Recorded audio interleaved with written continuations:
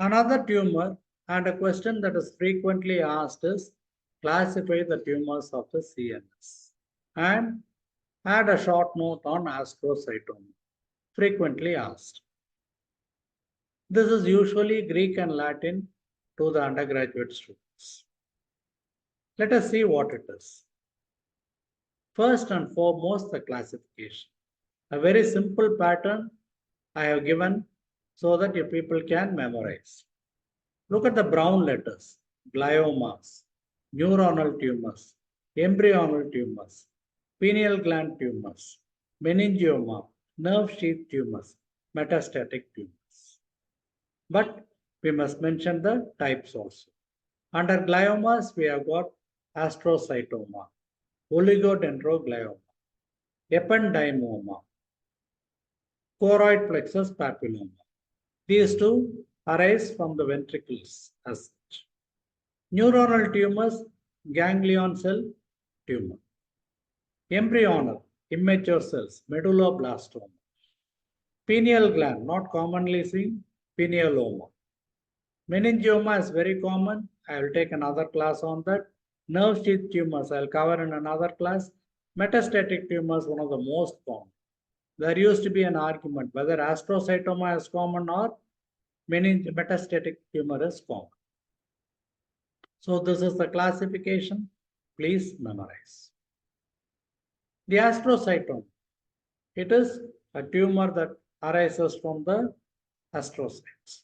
So it is a localized tumor. Look at this one. It can be either localized or sometimes it is diffuse, hazy, diffusely infiltrating, most common brain tumor. And there are the grades, grade 1 to grade 4.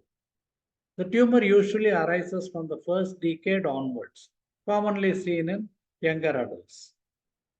It can occur in the cerebral hemisphere as well as the spinal cord. Look at this one. There is a well circumscribed tumor, and so this is the plane of it. There are the astrocytes with the filamentous extensions that are over there. Courtesy Mayo Clinic for this particular diagram. The astrocytomas can be histologically differentiated into well differentiated fibrillary astrocytoma. Fibrillary. Any of the brain tumor, fibrillary is a very important word. You find just like cotton strands, there will be a fibrillary background. There is a fibrillary matrix. It can be positive for PTAH, phosphotungstic acid hematoxylin. GFAP, glial fibrillary acidic protein. These are my favorite MCQs. Then there can be an anaplastic astrocytoma. Cellularity is increased, pleomorphic nuclei. Gemistocytic, it is a specialized variant with plump cells and eccentric nucleus. And the most serious of all will be glioblastoma. There will be increased mitotic activity, pleomorphic nuclei, the same feature as anaplastic, but then extensive areas of necrosis. So 4 types are there, you people will have to mention. Well differentiated, anaplastic, gemistocytic, and glioblastoma. And these are the things by which we diagnose. Fibrillary matrix, PTAH is positive, GFAP positive. So the grading can be grade 1 is pilocytic. Pile means okay. It is a hair-like one. Diffuse, grade 2.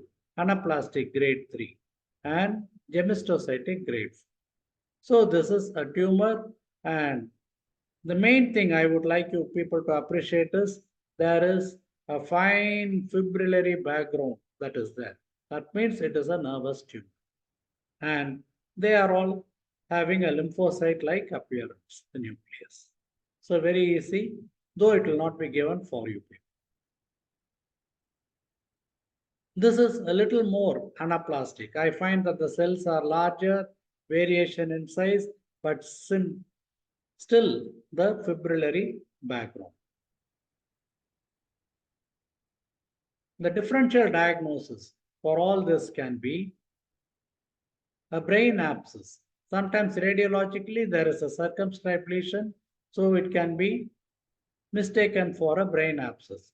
If it is diffuse, an encephalitis, inflammation of the brain, and sometimes metastasis when it is again a specific nodule. So this will be the differential diagnosis, grading, histology, and the differential diagnosis.